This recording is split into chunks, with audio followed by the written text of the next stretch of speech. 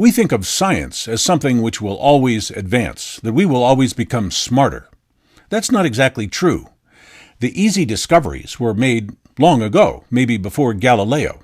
Then the hard discoveries were made, say, by the early 1900s.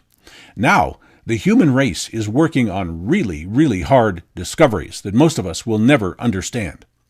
Human knowledge increases every day, but the human brain stays the same size. Maybe we can put a cyborg chip implant in our brains, but it is still the chip, not the brain, that is doing the work. Our brains can only do what they do. If you put a chip in a brain, you're probably just going to damage the brain. Computers work just fine in their own boxes. Since our brains are strictly limited in capacity and performance to move science ahead as we think it must, we create computers and artificial intelligence to move learning forward. But with computers and artificial intelligence, it is not humans who are getting smarter. It is machines. Machines are doing the things we simply cannot do for ourselves, more so every day.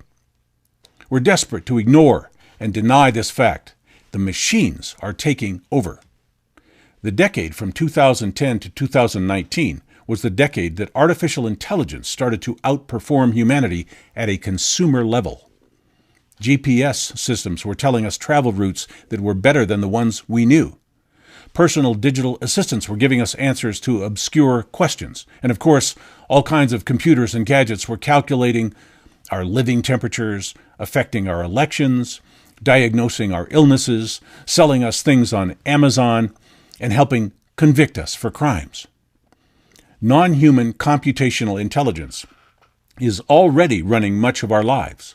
And artificial intelligence is poised to take over and do things in ways we can't even comprehend. Science is about to leave us behind in a world where science does it for you. Science knows best, and you need to just shut up and do what science tells you. Mankind is improving technology, but technology is not improving us. It is trapping us in a way. With so much being done for us by technology, we are actually becoming lazy, dumb, and highly dependent on what that technology is doing. Studies have now shown that people who regularly use search engines, find answers to questions, actually lose some capacity for critical thinking because they're not mentally processing the questions for themselves. They become less able to reason their way through difficult challenges.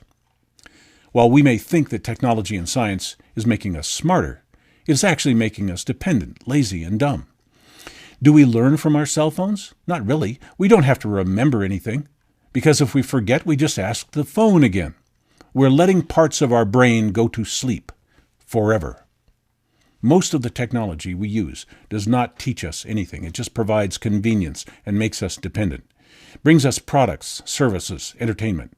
Technology makes us able to communicate with screens and keypads. But for the most part, we aren't so interested in intellectual communication, just emotional and practical communication that helps us get through the day. Every time we get technology to do something for us, we get less able to do that for ourselves.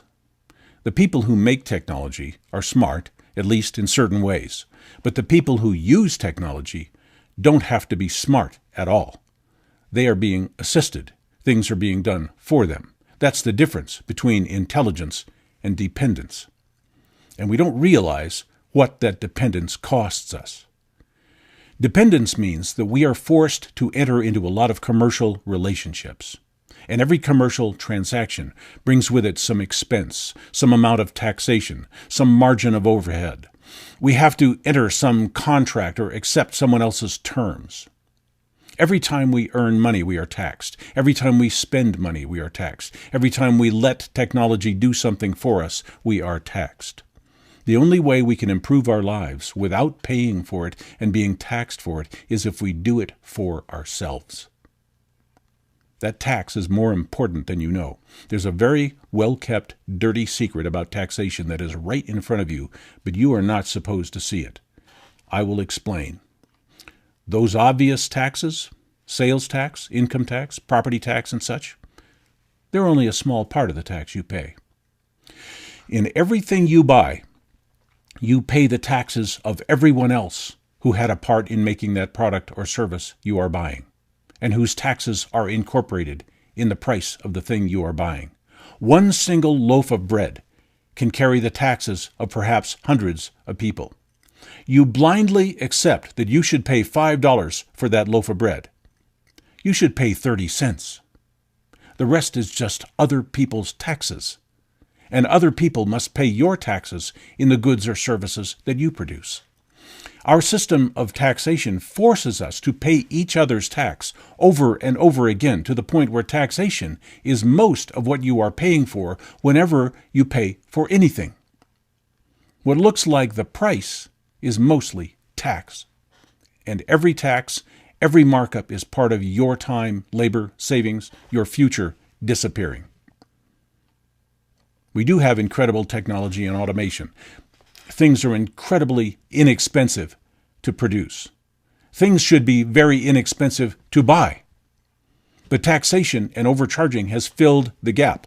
Most goods are spat out of machines for pennies, but in the store that item gets priced at $5, $10, or $20, and nearly all of that is tax and unnecessary markups. One reason we never noticed this is that as automation made things cheaper, they were able to sneak a lot of taxation in along the way. If we were used to paying $10 for something, why sell it for $1? Automation and technology has saved trillions of dollars, but someone else kept the difference. The pricing of goods is not based on the cost of manufacturing. It is based on how much people are willing to pay. If people are not educated in economics, technology, and manufacturing, they have no idea what to pay. Your school, your public education failed you terribly in this way, and that is what they wanted. You were educated to be a worker and a consumer, not a thinker. Most of us have never been educated in what it really costs to manufacture, transport, market, and retail the goods and services we consume every day. So we pay whatever we are told it costs. So how much of our earnings is wasted on unnecessary markups, taxation, and price inflation? You may have seen one of my previous videos on government accounting. The Comprehensive Annual Financial Report, or CAFR, showed that less than a third of government revenues are returned to pay for public services. Government is taking in so much money, they don't know what to do with it. They hoard it. Why not? How would you know? They invest it. And that wealth, your wealth, now accounts for ownership of over 70% of the U.S. stock market. But you don't own it. That thing called government does. They are running secret space programs in the tens of trillions of dollars, according to leading economists who have conducted audits on large government agencies. How do we know that? Thank you, Catherine Austin Fitts and Mark Skidmore.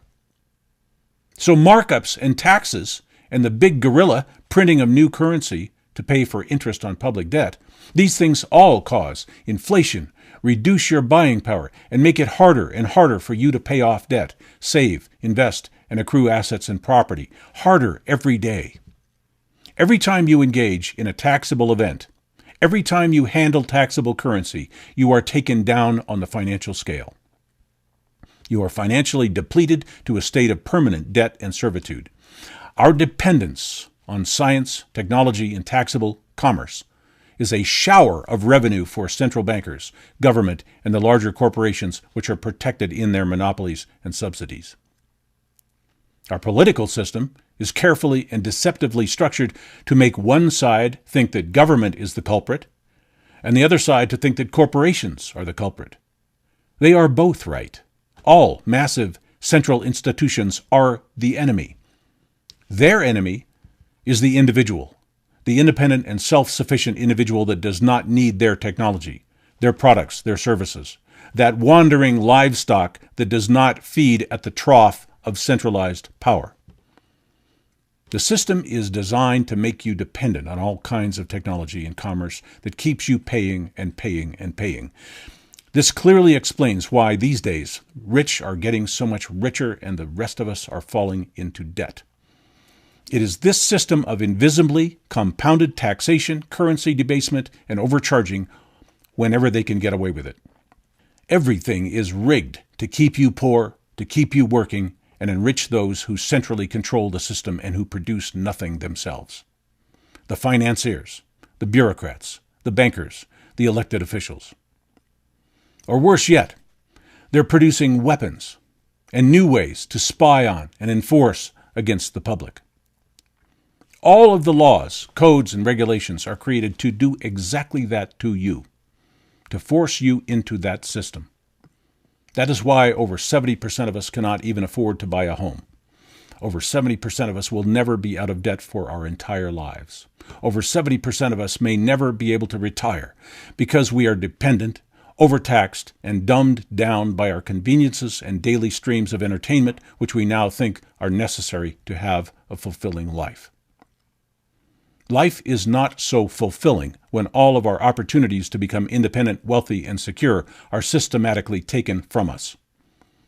But the more we do for ourselves, the more we own our own lives, the more we step outside the treadmill, the scam, the meat grinder, that rigged carnival that hustles us every time we turn around.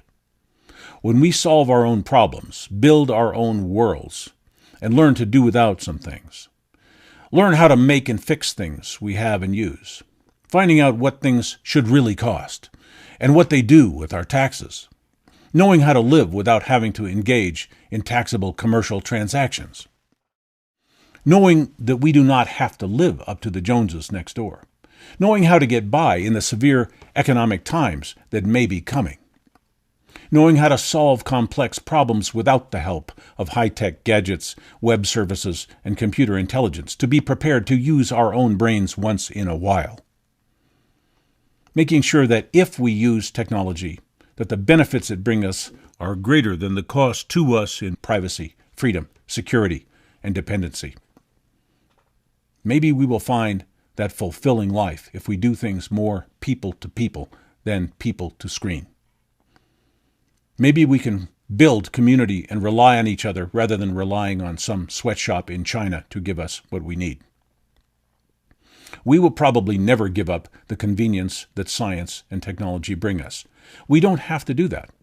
But we would be wise to consider what we are losing in the current system and maybe do something about that.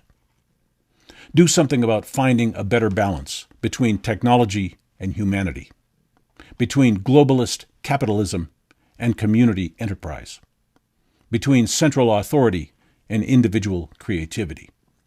There's nothing wrong with making money. That's what government, corporations, and banks are doing. But when they do that, they're preventing you from doing it.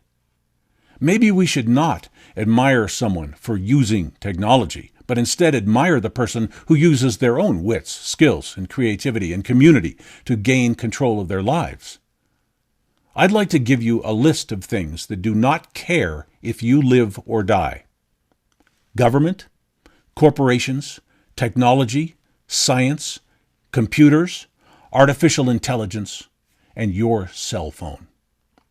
If you have something in your life that does care if you live or die, that may be the most important thing you have.